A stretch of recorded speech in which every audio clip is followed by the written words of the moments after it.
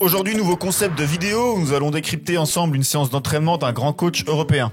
Je vous conseille de rester jusqu'à la fin car j'ai un petit cadeau pour vous. Pour la première de cette nouvelle série, on va vous décrypter une séance de Didier Deschamps à la tête de l'équipe de France. Alors pour donner du sens à cette analyse, il faut bien sûr remettre cet entraînement dans son contexte. Alors j'ai cherché un petit peu et cette séance a eu lieu à Budapest, dans le contexte de l'Euro 2021, après le match Hongrie-France qui avait donné un match nul 1 partout. Et donc là, on va se retrouver sur une séance où les titulaires sont à part et sont sur une récupération active. Les remplaçants sont sur une séance classique de compensation pour qu'ils puissent garder une charge athlétique proche de celle des joueurs titulaires.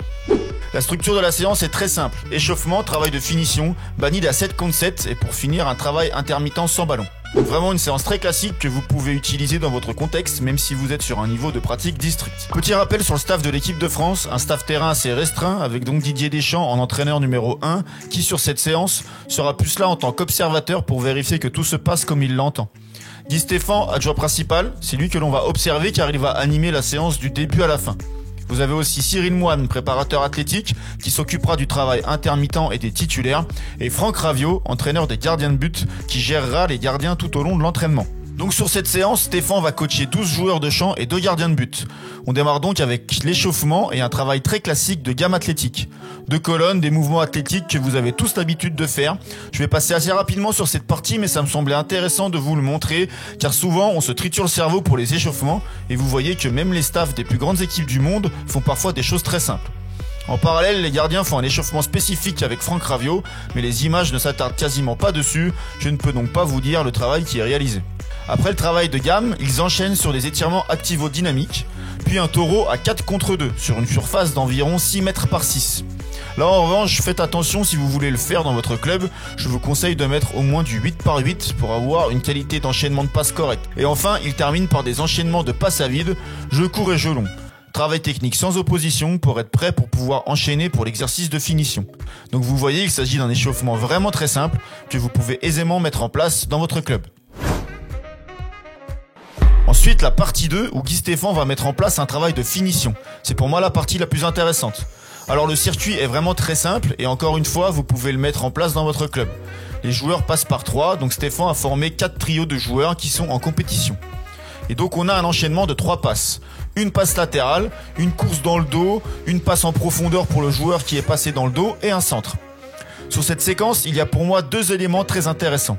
Le premier, assez classique mais important à souligner, c'est la répartition des appels de balles dans la surface. Le joueur en position d'avant-centre attaque le premier poteau et celui qui a fait la passe en profondeur croise sa course pour aller au second. Ça peut vous donner des pistes d'animation pour vos propres séances. C'est assez classique, mais je trouve que c'est important de constater que la priorité va à l'avant-centre et ensuite le second joueur attaque l'espace laissé libre par l'attaquant.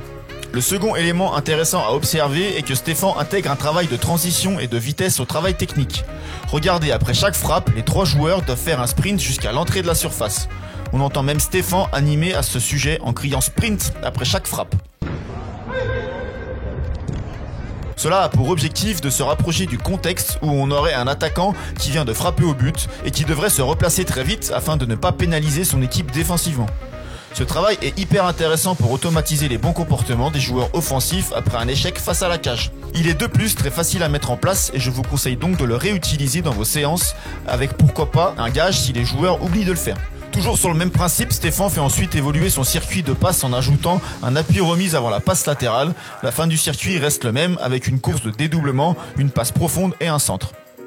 Il réalise 4 séquences de 3 minutes avec un maximum de répétitions en réalisant chaque circuit une fois à droite et une fois à gauche. On passe ensuite sur le jeu de fin classique avec un banni de 7 contre 7. Sur l'organisation spatiale, le staff des Bleus met en place un terrain de 40 mètres de large, ce qui représente la largeur de la surface de réparation, pour environ 45 mètres de profondeur. Un cône situé à 16,50 m de la cage mobile délimite la seconde surface de réparation pour que les attaquants puissent avoir des repères. 2 équipes de 7 joueurs s'affrontent avec une seule consigne, 3 touches de balle. Les séquences sont de 4 minutes avec 2 minutes 30 de récupération entre les séquences. On est là sur un jeu de fin avec un objectif plutôt mental. L'idée est, je pense, d'avoir un temps assez ludique pour garder tous les joueurs concernés. Les moments de jeu simples sont souvent les plus appréciés des joueurs, on peut donc supposer que l'objectif de Deschamps est de conserver une certaine bonne humeur au sein de son groupe. La règle des 3 touches de balle est pour moi présente pour forcer le jeu combiné et sûrement pour éviter de rentrer trop dans les duels. On a un jeu de fin avec une qualité technique plutôt assez élevée et des joueurs qui semblent impliqués dans chaque séquence. Fin de la séance avec du travail intermittent classique pris en charge par Cyril Moine. C'est un travail en 2 parties avec 3 minutes de 10-20 suivi de 3 minutes de 15-15. Pour le premier travail, les joueurs ont 10 secondes pour parcourir la distance entre la ligne de but et les cônes. J'ai cherché les dimensions du stade de Budapest et je dirais que la distance effectuée en 10 secondes est d'environ 57 mètres. Ce qui est intéressant sur ce travail intermittent, c'est que la récupération est active puisque les joueurs ont 20 secondes pour retourner à la ligne de départ, ce qui leur impose de faire un léger footing.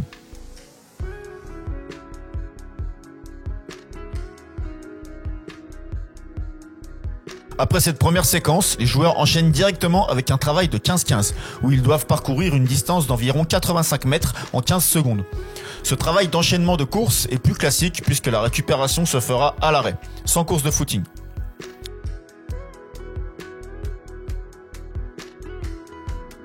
Voilà donc pour conclure cette vidéo, on a une séance de Didier Deschamps très facile à mettre en place puisqu'on voit que Stéphane l'anime quasiment tout seul.